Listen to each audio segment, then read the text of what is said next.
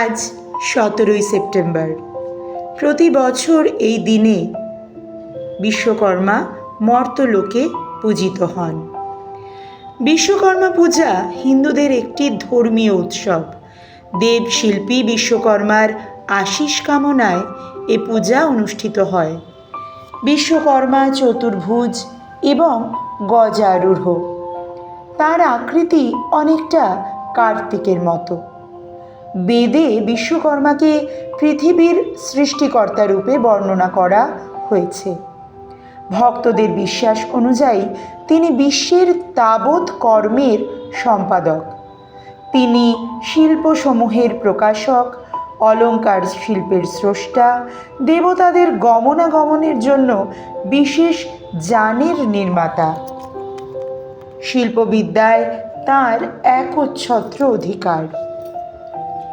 তাই যারা শিল্পকর্মে পারদর্শিতা লাভ করতে চান তারা বিশ্বকর্মার অনুগ্রহ কামনা করেন। রামায়ণে বর্ণিত অপূর্ব শোভা ও সম্পদ বিশিষ্ট লঙ্কা নগরীর নির্মাতা বিশ্বকর্মা বলে কথিত। তিনি উপবেদ, স্থাপত্যবেদ ও চতুষ্ষষ্ঠী কলারও প্রকাশক। দেব শিল্পী রূপে তিনি দেবপুরী, দেবাস্ত্র ইত্যাদিরও নির্মাতা। জনশ্রুতি আছে যে পুরীর প্রসিদ্ধ জগন্নাথ মূর্তিও বিশ্বকর্মা নির্মাণ করেন। দ্বারকা নগরী, ইন্দ্রদের ইন্দ্রপুরী, পাণ্ডবদের মায়াবী নগরী সবই তাঁর সৃষ্টি। ভাদ্র মাসের সংক্রান্তিতে কলকারখানায় বেশ আড়ম্বরের সঙ্গে বিশ্বকর্মার পূজা করা হয়। অন্যান্য দেবদেবীর মতোই মূর্তি গড়ে অথবা ঘটে পটে বিশ্বকর্মার পূজা করা হয়। সুতার মিস্ত্রিদের মধ্যে এর পূজার প্রচলন সর্বাধিক। তবে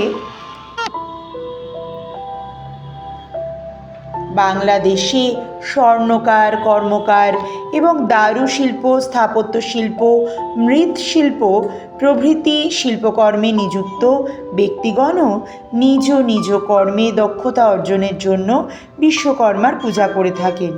এ সময় প্রত্যেকের ঘরে বিশেষ খাওয়া দাওয়ার ব্যবস্থা হয় এবং কোথাও কোথাও পূজার পরে ঘুড়িও ওড়ানো হয়। হ্যাঁ, বিশ্বকর্মা পূজার সঙ্গে ঘুড়ি ওড়ানোর কিন্তু একটা ঘনিষ্ঠ যোগাযোগ রয়েছে।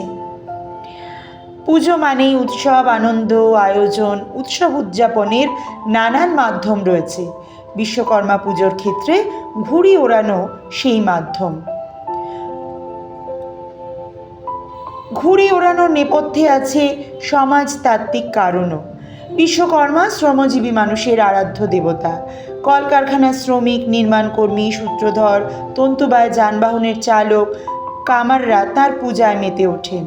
পুজোর একটা দিনে বছরের বাকি 364 দিনের হাড় ভাঙা খাটুনি থেকে মুক্তি মেলে। আকাশে উড়তে থাকা ঘুড়ি যেন শ্রমজীবী মানুষের মুক্তির প্রতীক হয়ে ওঠে। এদিন শিশু, কিশোর, তরুণ, যুবক সব বয়সীরাই ঘুড়ি নিয়ে উচ্ছ্বাসে ভাসে। সপ্তাহখানেক আগে থেকে চলে সুতোয় মাঞ্জা দেওয়ার পালা। পাড়ায় পাড়ায় ঘুড়ি বানানো হয়, ঘুড়ির লড়াইও হয়। দিনে দিনে বহর কমে এলেও আজও ঘুড়ি ওড়ানো বিশ্বকর্মা পূজার অবিচ্ছেদ্য অংশ। সকলে ভিড় করে মাঠে বা কোনো খোলা জায়গায় এই ঘুড়ি ওড়ানো দেখতে থাকে। রং বেরঙের ঘুড়ি শরতের নীল আকাশকে যেন সৌন্দর্যে ভরিয়ে তোলে। বিশ্বকর্মা পুজো মানেই শরতের নীল আকাশে রং বেরঙের ঘুড়ির মেলা। ভাদ্র সংক্রান্তির এই দিন আকাশের দখল নেয় পেটকাঠি, চাঁদিয়াল, মোমবাতি, বগ্গারা। ঘুড়ি আর বিশ্বকর্মা পূজার এহেন বন্ধুত্ব চোখে পড়ার মতো। সকলের এই ঘুড়ি ওড়ানো দেখতে ভিড় জমায় প্রচুর মানুষ। যদিও এখন সব কিছুরই প্রবণতা কমেছে, কিন্তু তবুও আকাশে চোখ রাখলে কিন্তু ঘুড়ি আমাদের চোখে পড়ে। বিশ্বকর্মা পুজো মানেই যেন পুজোর ঘণ্টি বেজে গেল। এরপরই মহালয়া, আর তারপরই আমাদের সকলের প্রতীক্ষার অবসান, মা দুর্গার আগমন। আপামর বাঙালি মেতে উঠবে মা দুর্গার আরাধনায়। এসো সকলে মিলে মেতে উঠি উৎসবে, আনন্দে। ভালো থেকো সকলে।